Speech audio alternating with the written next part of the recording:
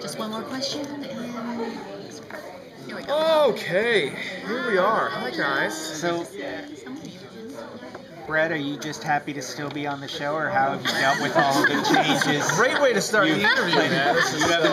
You have new characters to play more than once a season, it seems like. Yes.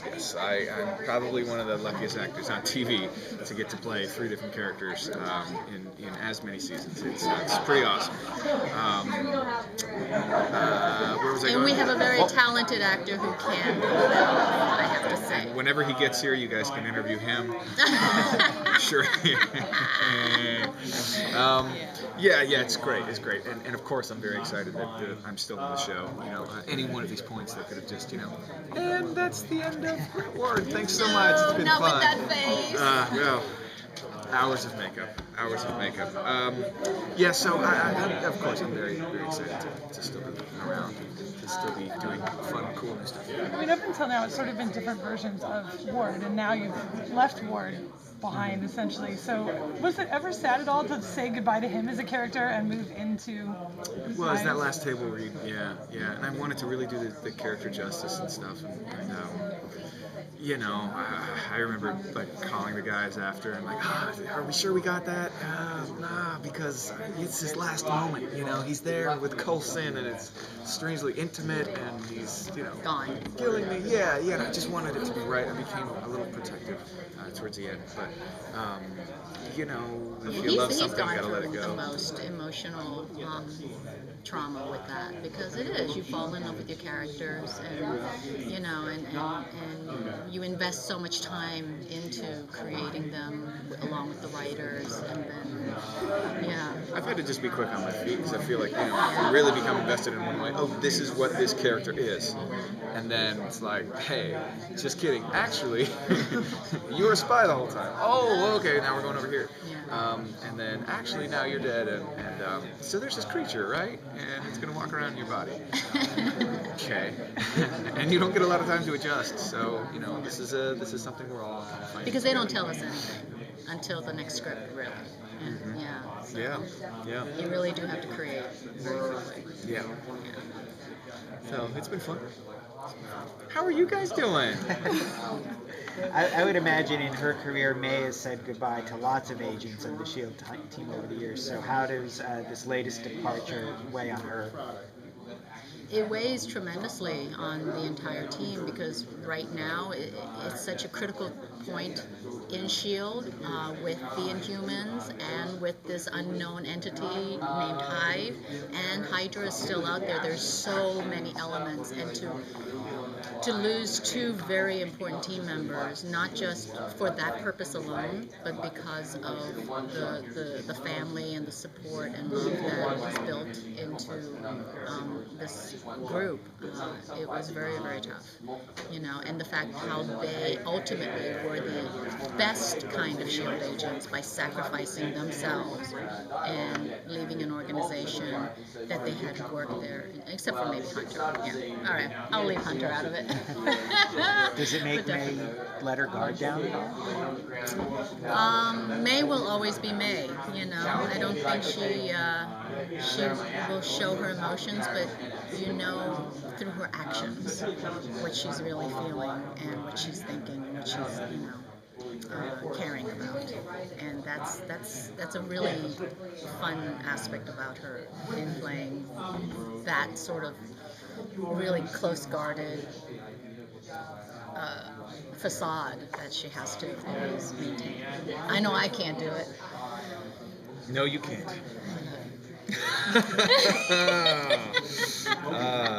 Yes, May speaks through her actions.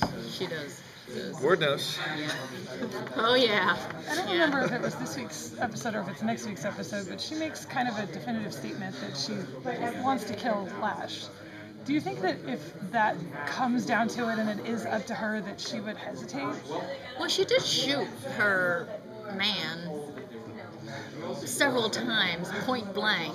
But in a loving way. In a way to save him from himself. This hurts you more than it's going to hurt me. Right. Wait, the opposite. I think ultimately, that's why she doesn't judge Coulson for what he's done and crossing that line between what's ethical and what's not when he kills Ward in the planet, and that's why she says that line, welcome to the Cavalry. If anything, she understands that sometimes you have to make choices and make decisions that's for the greater good. And ultimately, you've made those decisions, you've done those actions, you have to move on. And that's part of her that is very clear. And even though she might have some post-traumatic syndrome because of it, it's something that keeps her together at the same time. What are you still learning about Hive? Do you want to answer? What are you still learning about Hive? I love Hive, by the way. He's different. Sometimes I feel like, man, I really got him, and other times I'm like, I don't know what I'm doing. I feel like it's a big thing. I shouldn't say that I don't know what I'm doing. I just feel like it's a big stretch. It's a big difference from Ward. Sometimes I feel like I'm out on a limb. I know that everybody's not going to let me fall. It's not going to be like, ooh, yeah, I shouldn't have done that. But it's a risky move. It's a big difference. It's not one step in the other direction. It's like 4 or 5. So what am I still learning about the guy? Well, apparently inhuman stuff doesn't really seem to work on him too well. The guy with the paralyzing eyes doesn't seem to have any effect. And also, Guerra looks like he is totally under the control of this guy as well. So,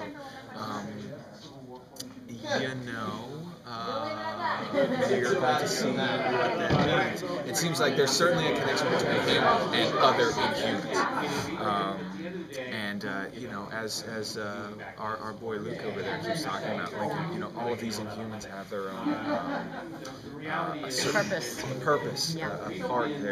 They have their own function within a larger plan, I guess. And so I think we're starting to learn what that is. Whatever it is, it seems to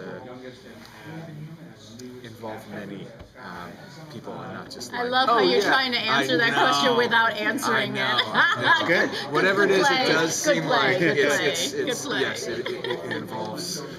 I just love the fact that there's a character now on our show that shows less emotion than May. Yeah. No, you're right. You're right. Awesome. It makes May seem like she's in a soap opera or something. That's funny. Time for one last question. You previously mentioned that May's going to be training some of the smarter members of the team. Yes. What can you say about that? Is she going to be working with Fitz and Simmons? Well, they gave some of it away in the trailer that they just showed, and it's her training Simmons to use a gun, and I think that's Some of the smarter members. I know, I That was love my that. favorite. I was like, oh, okay. It was my hint. Yeah. My hint to them. Not saying but I that know what Ward you mean. wasn't smart. Yeah. No words not there. Smarter. Yeah. Smarter. Yeah. Less abs. How's that? Is that better?